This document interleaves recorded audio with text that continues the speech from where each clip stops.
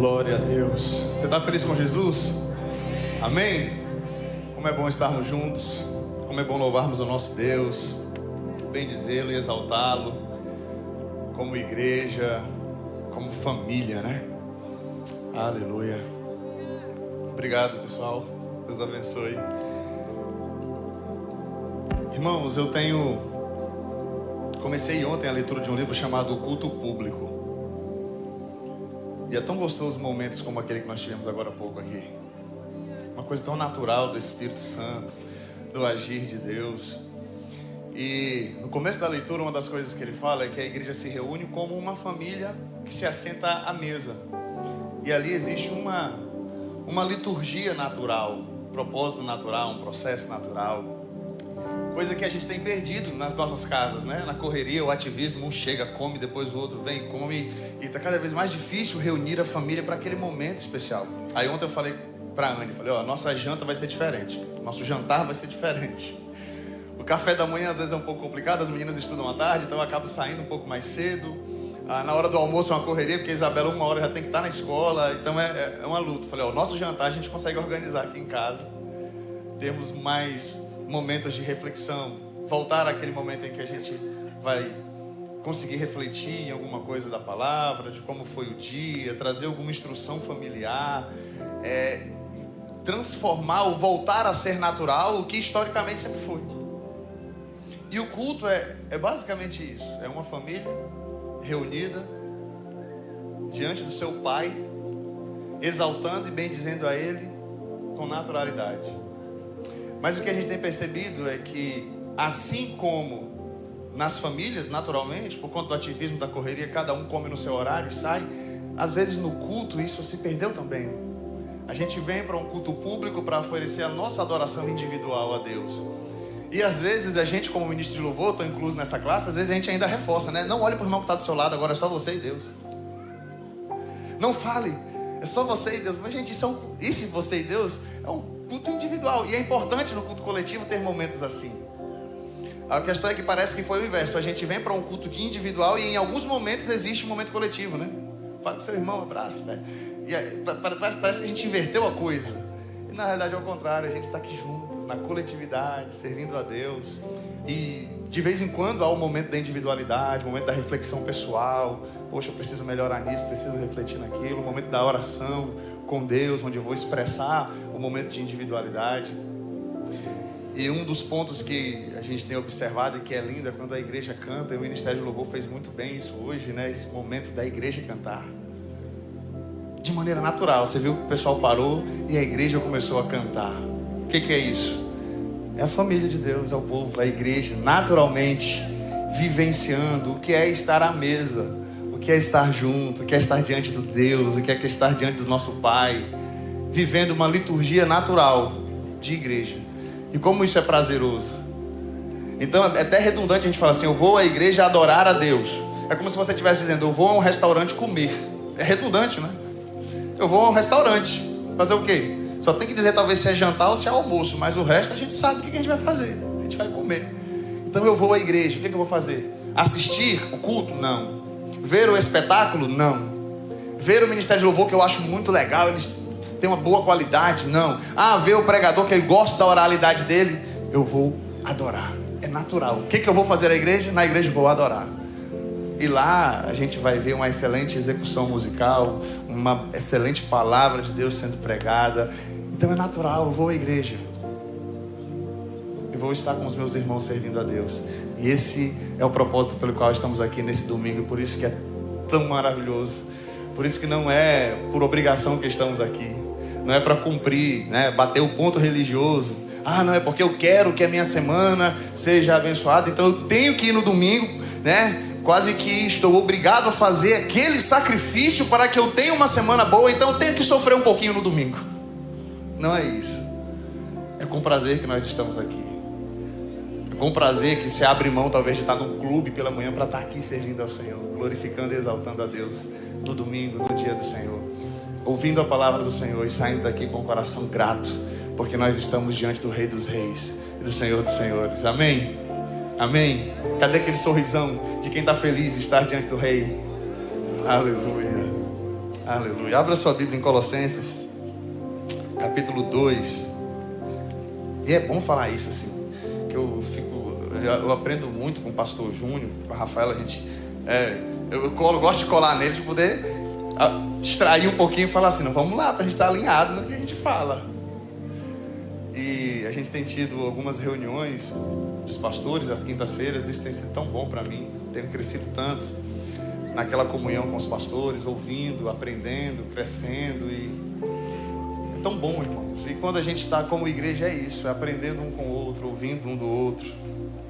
E nós vamos falar um pouquinho sobre isso, sobre estar firmado em Jesus, sobre viver em Jesus. Colossenses 2. Nós vamos ler inicialmente o verso 4. Aí eu vou pular o versículo 5 e quero ir para o 6 com você. 4 e depois do 6 ao 8. Diz assim, Colossenses 2, versículo 4. Digo isso a vocês, para que ninguém os engane com argumentos falaciosos. Olha o que diz o versículo 6. Portanto, assim como vocês receberam Cristo Jesus, o Senhor, continuem a viver nele. E agora gostaria que você sublinhasse essa frase. Algumas versões vão dizer andai nele, né? Estai nele. Continuem a viver nele, estando enraizados e edificados nele, confirmados na fé, como foi ensinado a vocês, crescendo em ação de graças.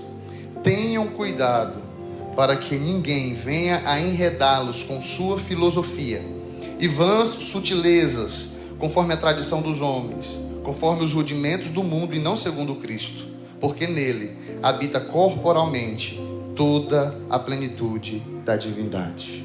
Amém? Feche seus olhos, mantenha sua Bíblia aberta. Santo Deus e Pai, como é bom estarmos na Tua presença, Senhor. Como é bom estarmos diante de Ti com a consciência de que estamos diante do Rei da Glória, diante do Rei de toda a terra. Por isso nós nos curvamos diante de Ti.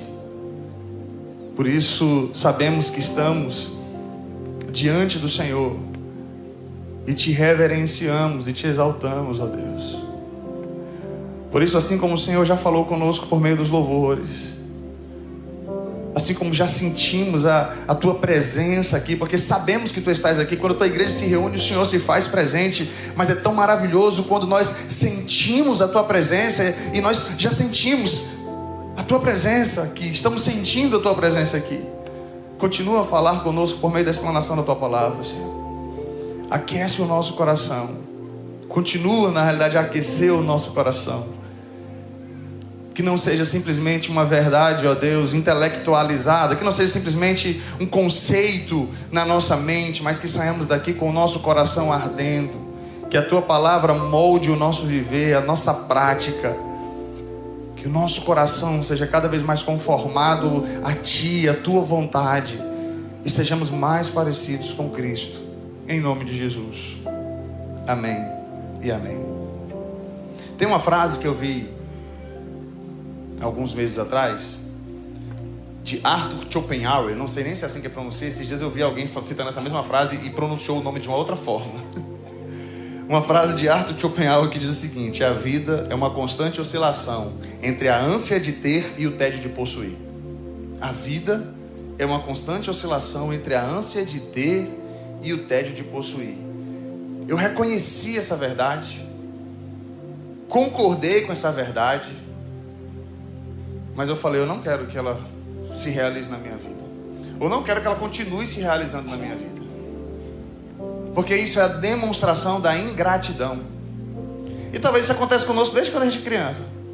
Eu vejo isso lá em casa. Compra um brinquedo, dura 2 dias ali, dependendo do brinquedo. Depois virou mais um ali de descarte.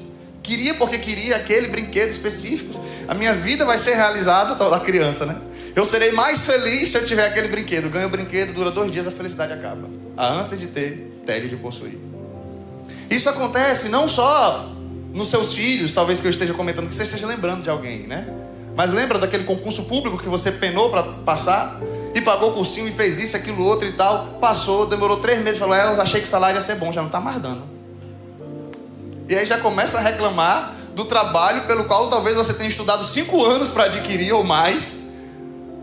3 meses é suficiente para começar a já achar ruim. O casamento, a paixão, aquele amor do começo. Aí casa, demora poucos meses, acabou. Ânsia de ter, tédio de possuir. Que verdade que nos confronta e diz assim, não pode ser verdade na minha vida, isso não pode ser. Da igreja, nossa, que maravilha, que igreja abençoada, que coisa boa, que culto maravilhoso. Começa a passar o tempo, já começa a reclamar, já começa a dizer que não gostou disso, não gostou daquilo, do irmão que falou uma coisa, e agora estou decepcionado com Deus. Tenho 3 meses de crente e estou decepcionado com Deus. Não quero mais saber de Deus, quero saber da igreja, não quero mais saber do evangelho. É interessante que se torna cada vez mais verdade, né? Eu assisti o filme A Procura da Felicidade. Quem já assistiu aquele filme A Procura da Felicidade com Will Smith? A gente chora com aquele filme, né? É muito emocionante. Depois eu descobri hoje que ele é baseado numa história real. Hoje, que Deus já estava me falando, ó, o que você vai falar desse filme, que ele é baseado numa história real. O que eu ia falar? Tá anotado aqui o que eu ia falar. Quanto tempo durou, talvez? Ele se tornou feliz quando? Quando ele virou corretor de imóveis. Um filme, uma luta, uma labuta, o homem sofre, a mulher larga ele, vai dormir no banheiro lá da estação do metrô, acho, né, com o filho. Uma situação caótica o filme todo. No final, ele encontra a felicidade, virou corretor de imóveis. Você percebe que a gente chora com uma coisa tão comum? Aí a minha pergunta é, quanto tempo durou essa felicidade? Quanto tempo durou? Se a vida é uma ânsia de ter e o tédio de possuir, quanto tempo durou essa felicidade que passa o filme todinho procurando e depois se transforma, alcança ali o emprego que ele queria, que ele almejava, que ele sonhava? 3 meses, talvez, 4, eu não sei como é baseado numa história real, então estou dizendo, eu não sei. Não sei. O que vem depois disso? Os filmes que a gente costumava assistir foram felizes para sempre. Aí os filmes mais realistas, vem a parte 2. Aquele casal que terminou casando e foram felizes para sempre. Aí vem 2. 4 anos depois. Mostra o casal divorciado brigando. Por quê? Que a realidade do mundo é a ânsia de ter e o tédio de possuir. Essa frase me faz perceber como facilmente nós agimos com ingratidão. Como facilmente oramos e batalhamos por algo que, quando conseguimos, a sensação que a gente tem é que a satisfação dura o mesmo tempo que sobe as letras no final de um filme, que você nem consegue, nem dá tempo, né, de ver. A Netflix já coloca lá em 4 segundos o próximo episódio, porque é crédito. É rápido, mas é chato ficar assistindo. Parece que a felicidade dos felizes para sempre dura aquele tempinho ali, 1 minuto e meio, talvez, ou 2. Essa insatisfação dita na frase e casos que eu citei são portas abertas para vãs filosofias, falsas ideias, heresias. Porque uma pessoa insatisfeita, ela é facilmente tragada por qualquer vento de doutrina. Uma pessoa insatisfeita, ela é facilmente tragada por qualquer vento de doutrina. Está insatisfeito nessa igreja? Vem que a minha é melhor. Está insatisfeito nesse casamento? Ter um parceiro de trabalho é melhor. Está insatisfeito com esse trabalho? Começa a reclamar, começa a faltar. É concurso público mesmo. Para você ser demitido por uma justa causa, tem que ser uma coisa muito grave. Então, não se dedique tanto. Uma pessoa insatisfeita, ela é facilmente levada. E tem algumas frases modernas, né? Agora falando de doutrina mesmo. Todos os caminhos levam a Deus. O que importa é a sua felicidade. Siga o seu coração. Deus não permite que os seus filhos sofram. Deus não se importa com o pecado, pois Deus é amor. Seu corpo, suas regras. O homem nasce bom, a sociedade o corrompe. Essa aí quem é da área da educação conhece bastante. Você já é salvo, mas precisa passar por uma quebra de maldição. Não, você já nasceu de novo, Jesus já mora em você. Mas isso aí é uma maldição que está na tua vida. Você precisa passar por alguns ciclos, por alguns processos, para que essa maldição seja quebrada. Paulo escreve essa carta com o objetivo prioritário de proteger os irmãos de uma daquilo que os estudiosos chamam de heresia colossense. Era um grande combo sincretista, uma mistura do que os estudiosos vão dizer que era o gnosticismo do início, com práticas judaicas, e misturava-se tudo ali, e nós tínhamos uma grande heresia. E Paulo precisa escrever essa carta para combater o falso ensino daqueles irmãos, que aqueles irmãos estavam sofrendo.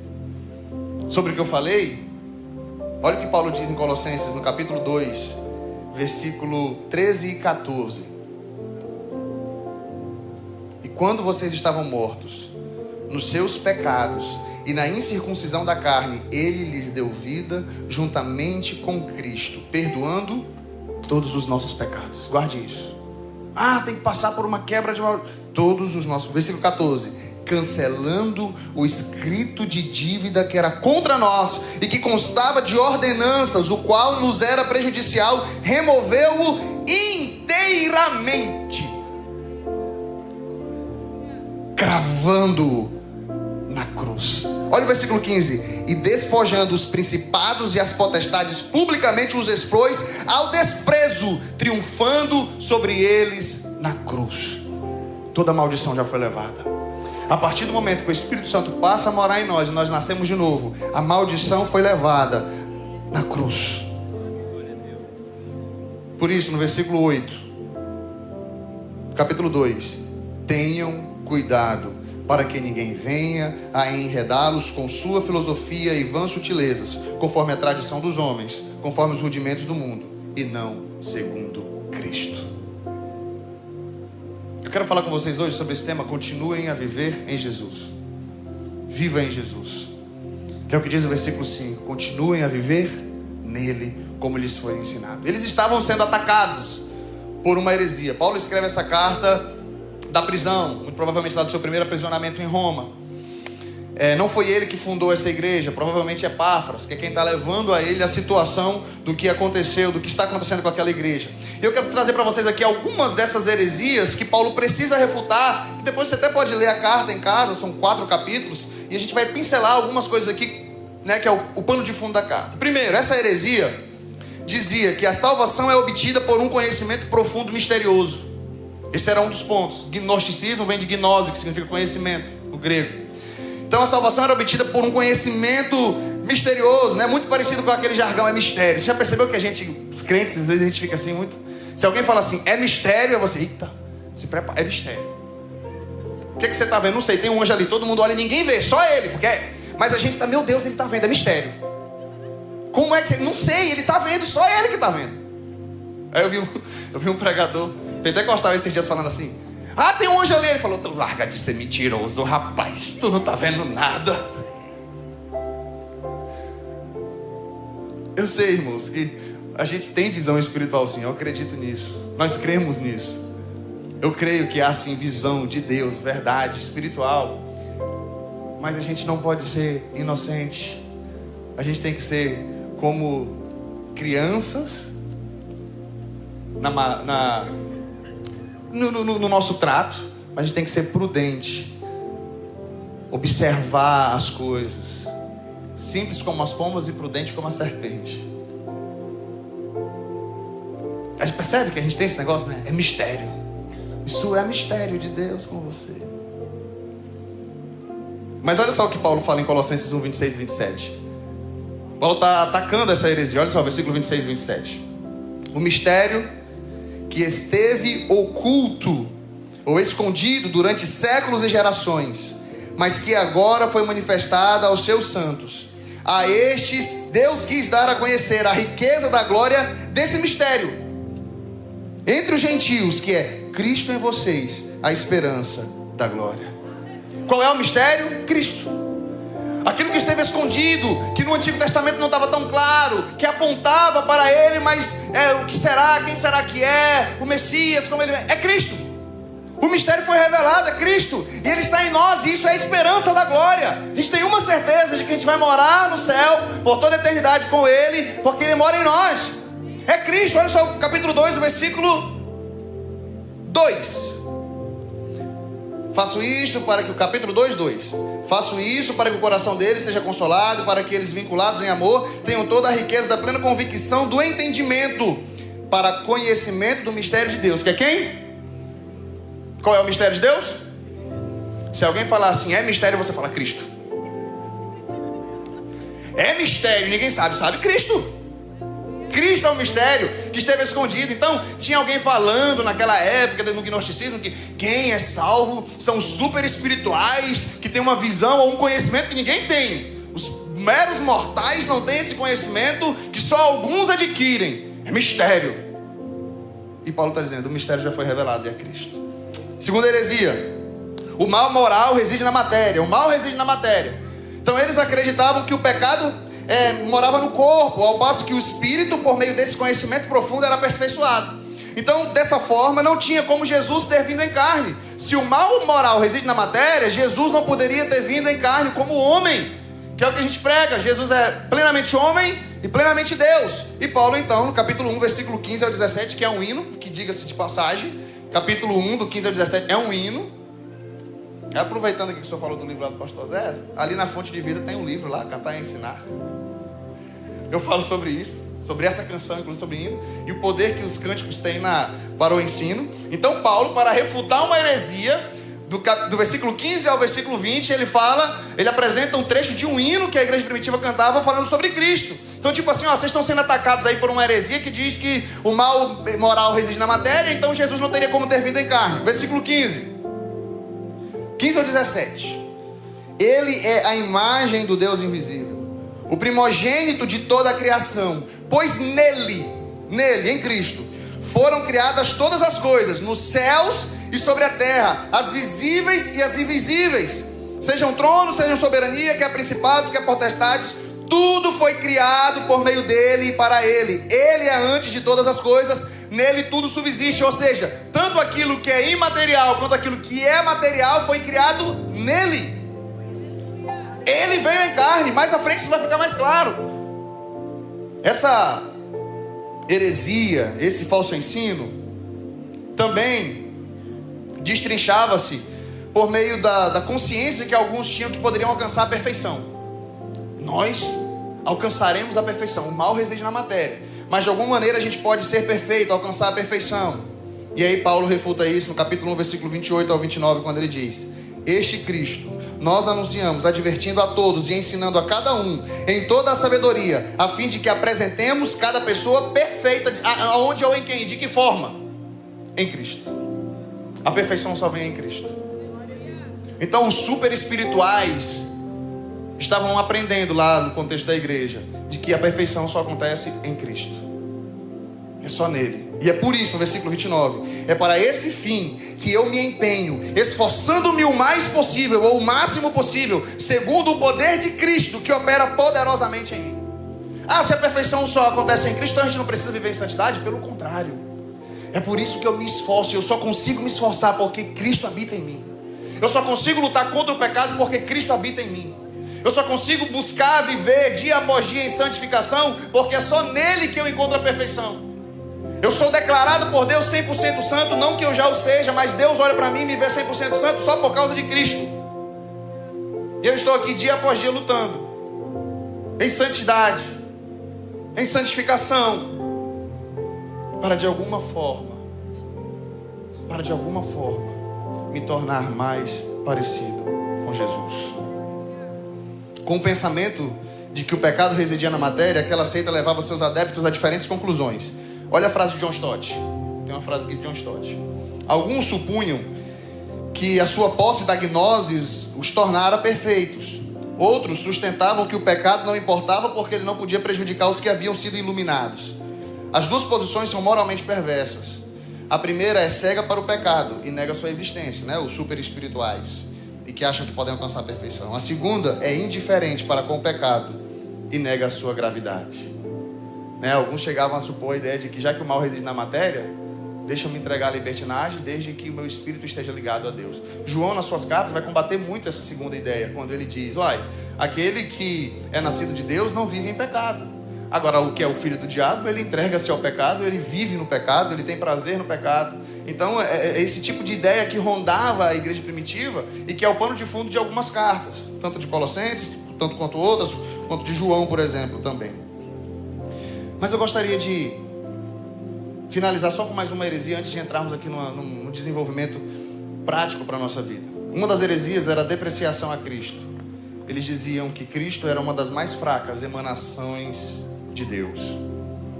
Mas olha o que diz lá em Colossenses 1,19. Como que Cristo é uma das mais fracas emanações de Deus? Versículo 19. Porque Deus achou por bem que nele residisse toda a plenitude. E o versículo 9 do capítulo 2, que nós lemos aqui no início. Porque nele habita corporalmente toda a plenitude da divindade. Jesus é plenamente Deus, plenamente homem e plenamente Deus. Eu queria ler com você agora Colossenses 2, 18 e 19. Vê se consegue colocar para mim aí, mídia, na versão NTLH. Isso aqui já foi uma reflexão depois do que eu tinha passado para vocês. Colossenses 2, do 18 ao 19, NTLH. Coloque aí pra gente, por favor.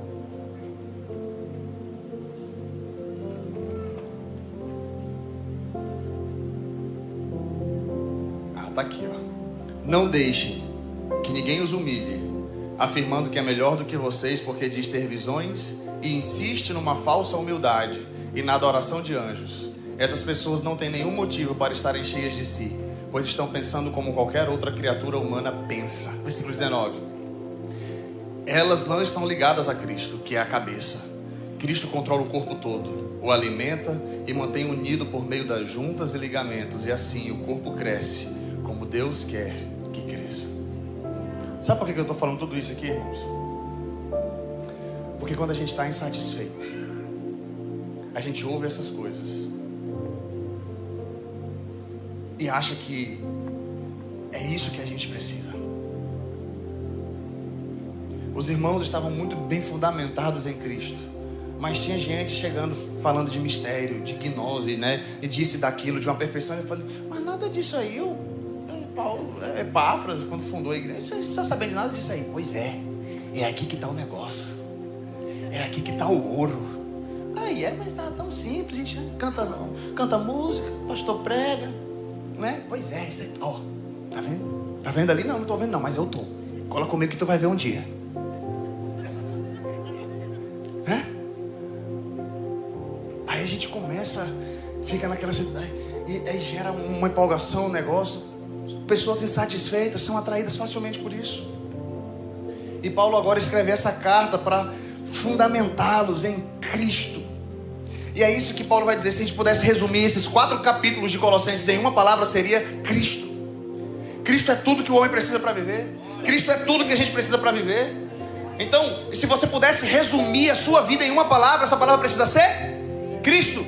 Cristo em nós, a esperança da glória. Cristo, versículo 6, como viver nele, continue a viver nele. Versículo 6, portanto, capítulo 2, portanto, assim como vocês receberam Cristo Jesus o Senhor, ou seja, vocês já receberam. Cristo Jesus já está com vocês. Vocês já são salvos, vocês já foram alcançados, mas agora está cheio de heresia rondando aí a mente de vocês, o coração de vocês, a igreja de vocês. Mas vocês já têm Jesus. Mas tem um passo aqui que vocês precisam considerar. Continuem a viver nele. Não de modismos, não de vãs filosofias, não de tradições humanas, mas de Cristo. Ele é o cabeça da igreja. Cristo. Continue a viver em Cristo. E algumas medidas práticas, como a gente pode fazer isso? Como viver em Jesus? Como viver nele? Primeiro, enraizados e edificados nele. Capítulo 2, versículo 7, a parte A. Estando enraizados e edificados nele. Primeira palavra, Paulo extrai da agricultura, e a segunda da arquitetura. Enraizado significa estar profundamente plantado em Jesus. É dele que nós recebemos os nossos nutrientes necessários. A gente vê várias analogias na Bíblia, né? Jesus dizendo, sendo apresentado como a água da vida, o pão da vida. Em João 15 ele é a videira verdadeira. Nesse momento, é uma frase, uma palavrinha que Paulo está usando, mas a ideia aqui é que nós estamos enraizados nele. Ele é a terra, ele é o nosso alicerce. É nele que nós estamos plantados. Uma vez eu ouvi alguém dizendo, antes de crescer para cima, cresce para baixo, assim como uma árvore.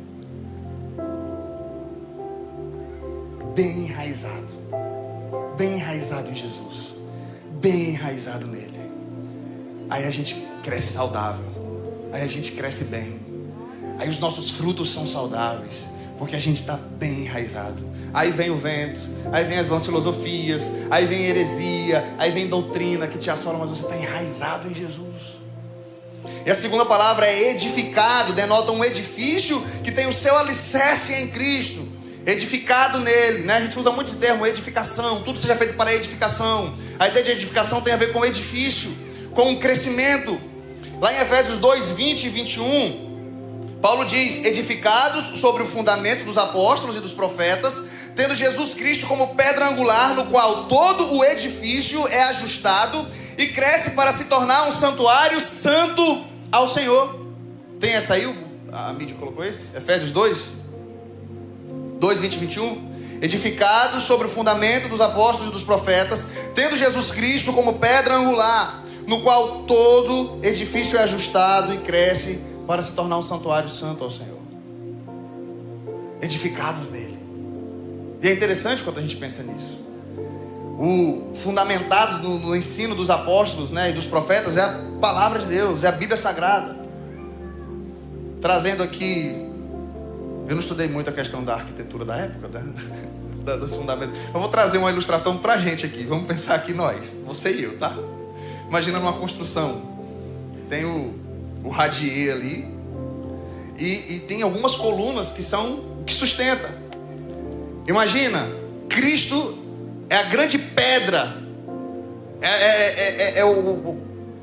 a pedra fundamental ali. Aí diante disso nós temos o radier, as divisões, o alicerce. Dentro daquele fundamento principal nós temos Cristo, nós temos a sua palavra, profetas e apóstolos. E a gente então cresce em cima desse edifício. Existem boas igrejas com suas confissões de fé. E a gente pode identificar uma boa igreja quando ela não mexe no fundamento, quando ela não mexe no alicerce. Cor da parede. Nessa igreja aqui tem um tijolinho que é assim, outro tijolinho é assim. Nessa outra igreja aqui o telhado é assim, o outro telhado é dessa forma. Como é que está o fundamento?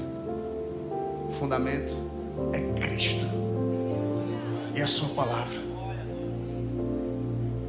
Mas agora o que você tem ouvido é pessoas que mexem no fundamento, que abalam a estrutura. E aí não é edificação, aí é destruição, aí é ruína.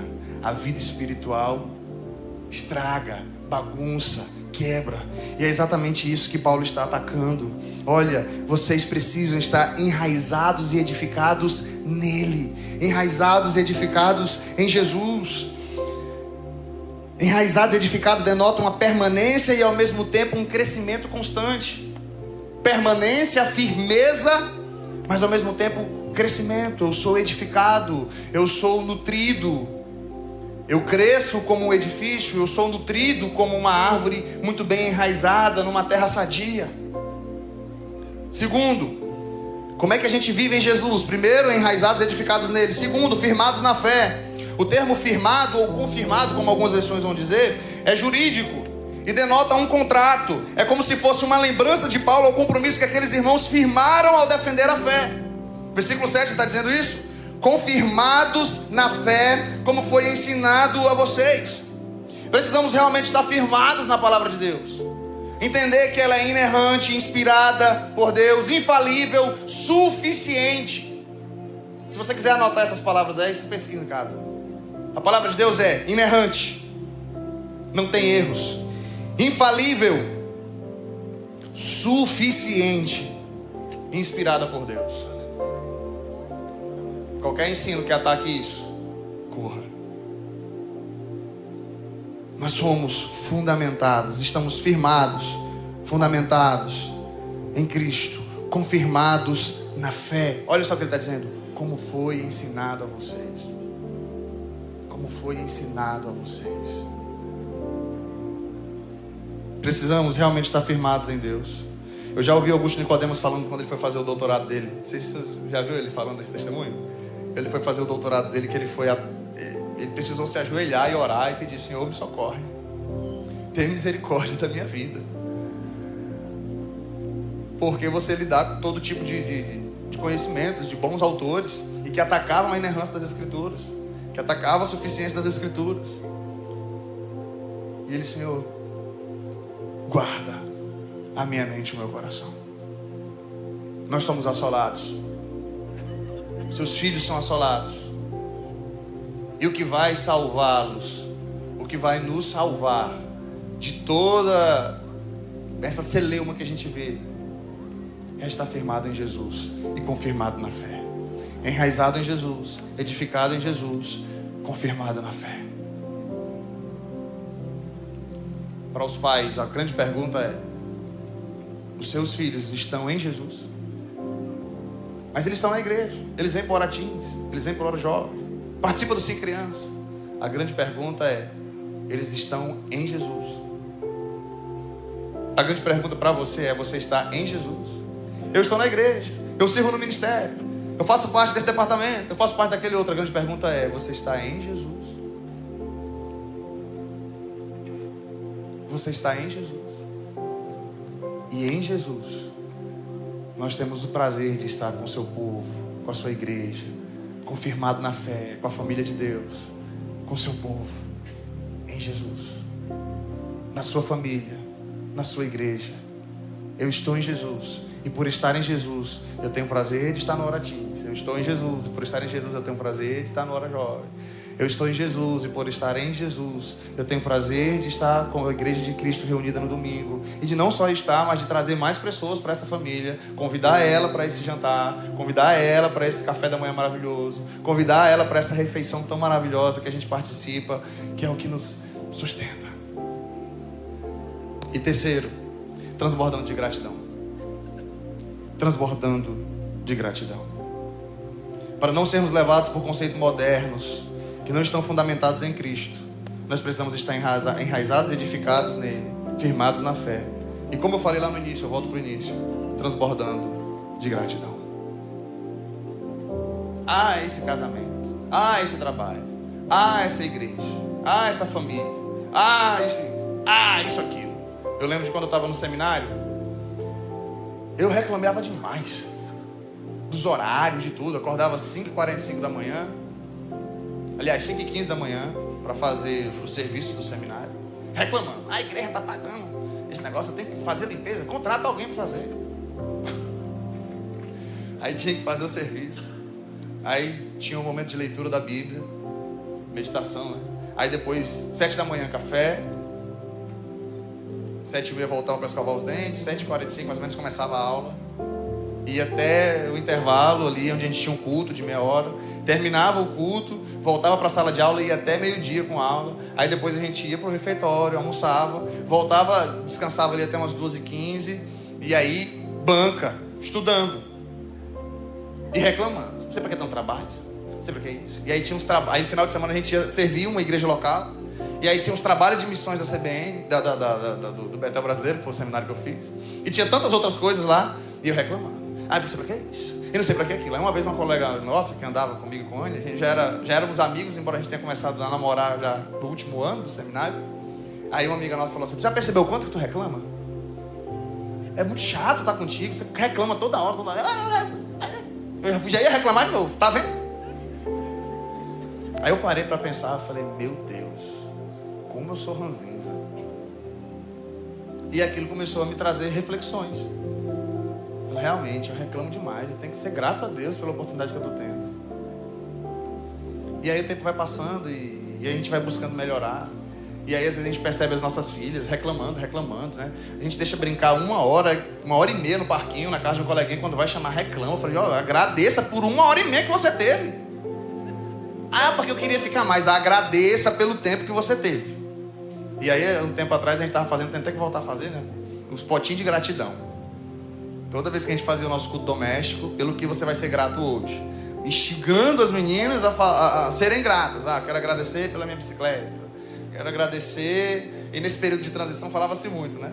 Eu quero agradecer que a gente está indo para Cuiabá, para Deus abençoar a gente. Ao mesmo tempo que agradecer, já pedia, né? Quero agradecer pelos meus amigos. E é um tipo de exercício que funciona para nós também. Funciona para nós. Pelo que você é grato hoje. Pelo que você é grato hoje. Ah, porque às vezes você só vê o defeito do seu cônjuge. Mas Pelo que você é grato na vida dele, na vida dela. Às vezes, esse menino tem que mudar, tem que fazer isso. Pelo que você é grato na vida do seu filho, da sua filha. Pelo que você é grato na empresa que você trabalha. Pelo que você é grato nessa igreja. Às vezes é tão fácil apontar isso, que precisa melhorar, apontar aquilo outro. Pelo que você é grato. Pelo que você é grato. Esse irmão que às vezes você reclama dele, pelo que você é grato. Começa a observar os pontos positivos. Quando a gente muda a nossa ótica, a gente começa a se preservar de falsas ideias, de falsos ensinos. Porque a gente começa a perceber o quanto nós somos satisfeitos em Cristo. Olha, gente, a mentalidade de Paulo. Eu sei estar em fartura, como eu também sei passar a necessidade. Eu aprendi o segredo. Aprendi a estar contente em toda e qualquer situação. Tudo posso naquele que me fortalece. O pastor Júnior pregou aqui na última mensagem da série. Satisfação. Satisfação. Quando a gente está satisfeito em Cristo, a heresia vai bater na sua porta e você fala, não, obrigado. As vãs filosofias vão bater na sua porta e você fala, estou firmado em Cristo. O vento vem, minha sola, estou firmado em Cristo. Estou firmado em Jesus, enraizado em Jesus. Sou grato pelo que Ele tem me dado. Sou grato pelo seu amor. Sou grato até pela tribulação, porque a tribulação me faz ser um crente mais maduro. Sou grato até pelas adversidades, porque eu estou sendo cada vez mais forjado e me tornando mais parecido com Cristo. A vã filosofia vem, o falso ensino vem. Ei, vem pra cá que aqui você vai parar de sofrer. Ei, vem pra cá que aqui não tem mais tristeza. Fala, mas aí dá ruim, porque eu só estou crescendo em maturidade porque eu estou passando por dificuldade. Eu só estou crescendo em maturidade e me tornando mais parecido com Jesus, porque Ele tem permitido essas lutas, ou talvez até intencionado essas lutas, para que eu cresça, para que eu seja exercitado na fé, para que a minha fé seja aprovada e eu cresça para a glória de Deus. Gratidão. Gratidão. Eu quero concluir. Antes de concluir, queria cantar só um refrãozinho daquela música. Tinha até esquecido. Eu estava orando, pedindo a graça de Deus e veio essa música na minha mente. Eu vou construir minha vida em Ti. Tu és meu fundamento. Eu vou confiar somente em Ti. Não vou ser abalado. Vamos lá, eu vou construir. Eu vou construir minha vida em Ti. Tu és meu fundamento. Eu vou confiar somente em Ti. Não vou ser santo, diga. Santo, és incomparável, és inigualável. Abre os meus olhos, Senhor, mostra quem Tu és e enche o meu coração do amor que faz mudar o mundo. Santo, Santo, és incomparável, és inigualável. Abre os meus olhos, Senhor, mostra, oh Deus, enche o meu coração do amor que faz. Para finalizar, eu vou construir, vamos lá. Eu vou construir minha vida em Ti. Tu és meu fundamento. Eu vou confiar somente em Ti. Não vou ser abalado. Como é bom servir a esse Deus. Como é bom estarmos alicerçados nele, firmados nele. E eu quero finalizar com duas frases. Uma de J. Blancart.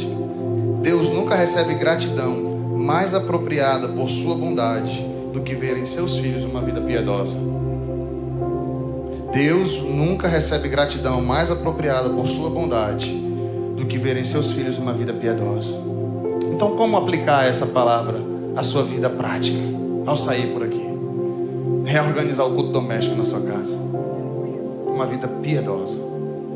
Ler a Bíblia com minha família. Orar com a minha família. Estar no culto. Vamos começar agora uma semana de oração pela manhã. Finalizando com uma vigília. Domingo nós temos ceia. Uma vida piedosa. Uma vida de oração. Uma vida que organiza o meu lar e me comprometo com a minha igreja local. Como é que eu quero ser grato? Como é que eu quero desenvolver gratidão e estar protegido de falsos ensinos? Organizar minha vida devocional. Compromisso com a igreja local.